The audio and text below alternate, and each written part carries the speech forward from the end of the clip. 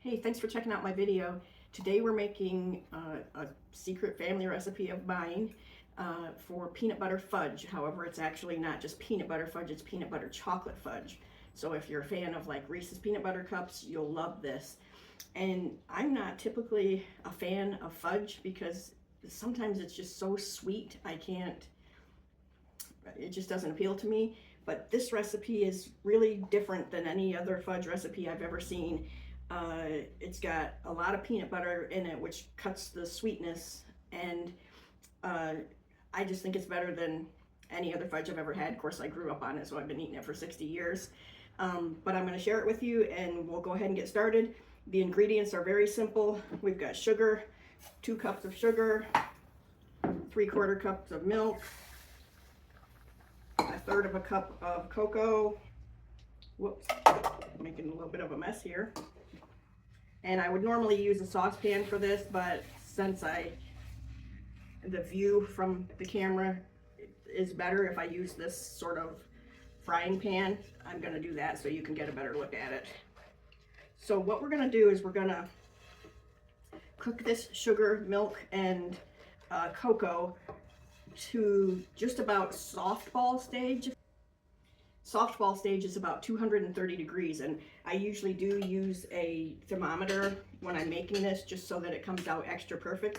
But before I had this thermometer, I used to just use it by keeping an eye on it, and you can kind of tell when it's getting ready because it thickens up. And you can also take a glass of ice water in a clear glass, and you can drop a couple drops of the mixture down in there, and if it falls apart, doesn't stick together, it's not ready.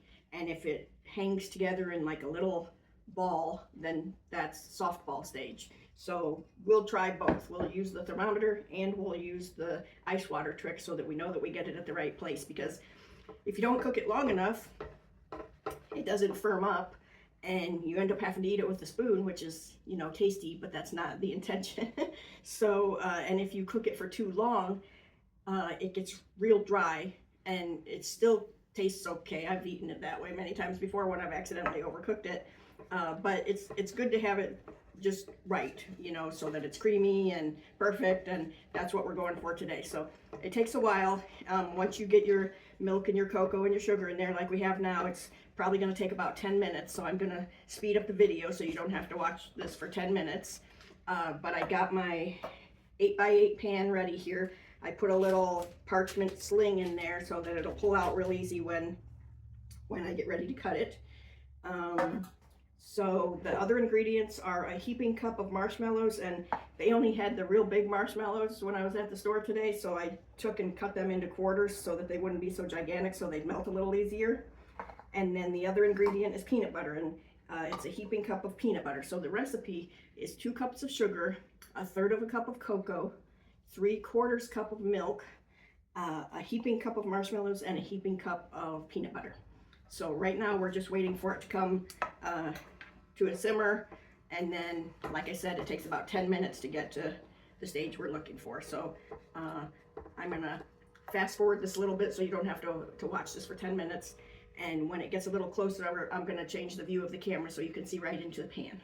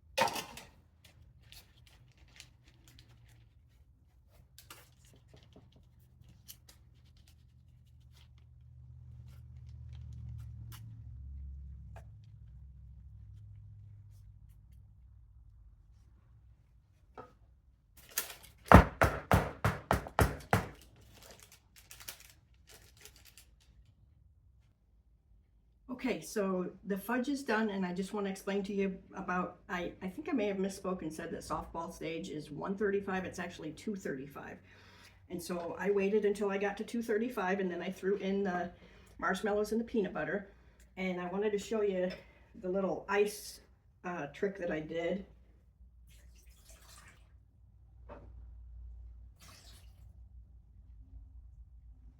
So if you can see, I did a test before it was done, and I knew it wasn't done, but I just wanted to show you, if you take a glass of ice water and you drizzle some of the mixture into the ice water, if it looks like this, like it doesn't hold together very well and it just spreads apart, it's not ready. So if you don't have a thermometer and you have to do it just by look and feel, of course it gets more syrupy and thicker looking toward the end, and this is after it's cooked for about 10 minutes. And then when you drop some of it into the cold ice water, it holds together more like this. And then you know that's basically what softball stage is, where it'll hold together if you drop it in ice water. So while I was busy doing this, I think I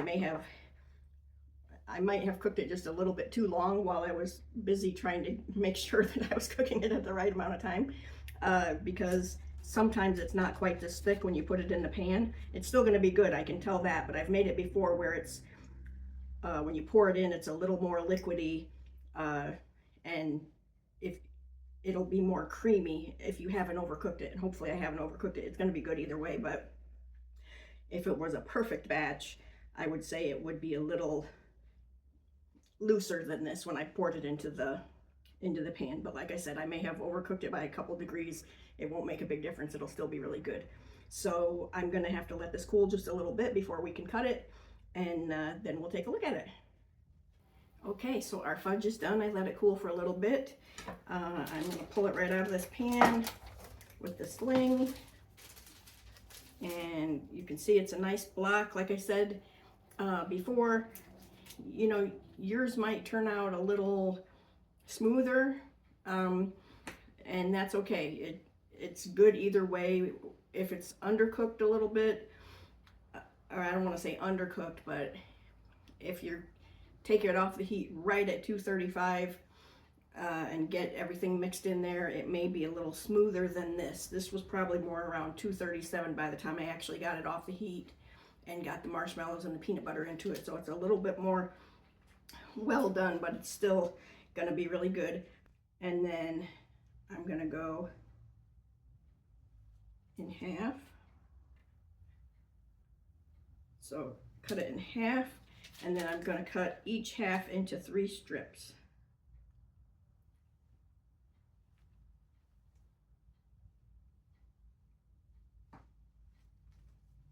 And you can cut it in different size pieces if you want, but fudge is really rich, so I don't usually put it in too big of pieces.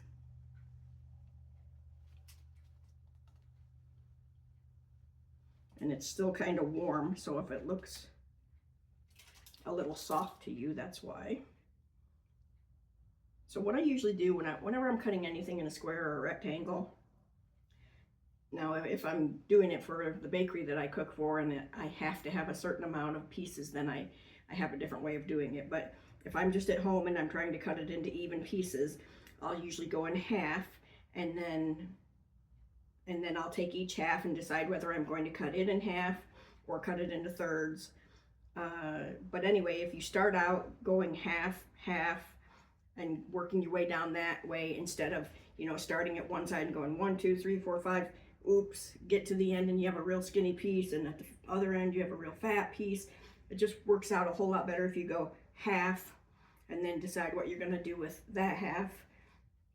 See what I'm saying? It just comes out a whole lot more even. So these are all pretty even strips. So now I'm gonna cut this way in half.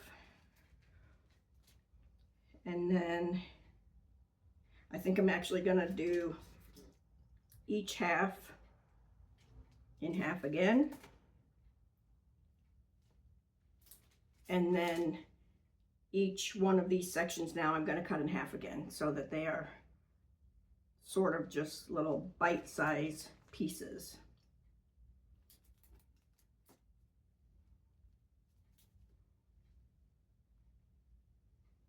And it doesn't have to be perfect. This is not perfect, what I just did right here. I can tell I have some pieces that are bigger than others, but it's pretty close.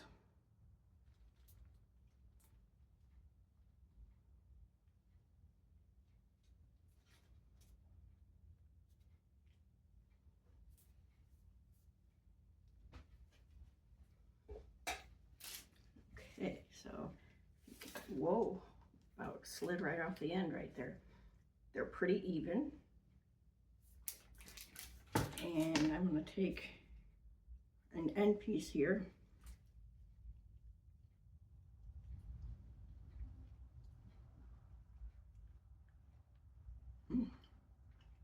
So good. If you like peanut butter and chocolate as much as I do, you're going to love this. It doesn't taste exactly like a Reese's cup because, of course, it has peanut butter, or I mean, it has marshmallows in it. So, and I'm not really a big marshmallow fan, to be honest with you, but when it's cooked into the mix, this doesn't taste like marshmallows to me. It just tastes like a good combination of peanut butter and chocolate. I think you really like it. I'd love to know if you make it, how it turns out for you and what you thought of it, because this is a secret recipe of my family's. We've been eating this for, you know, generations, and people always ask me for this recipe, and it is different than any other fudge recipe out there. You know, there's a lot of recipes where you take and you mix either sweetened condensed milk or evaporated milk with chocolate chips, and that's okay. That's just not my favorite. This is my favorite. I think you'll like it, and I'd love to hear it if you made it and let me know how it turned out for you. So thanks for checking out my video today. And if you want to check out any of my other videos, my YouTube channel is Rhonda's Thrifty Kitchen. My website is rhondasthriftykitchen.com, and I have all my recipes and videos there. Do me a favor, hit subscribe. It's free to you, and it helps me to be able to make more videos. So thanks for checking in on me today, and I hope to see you again soon.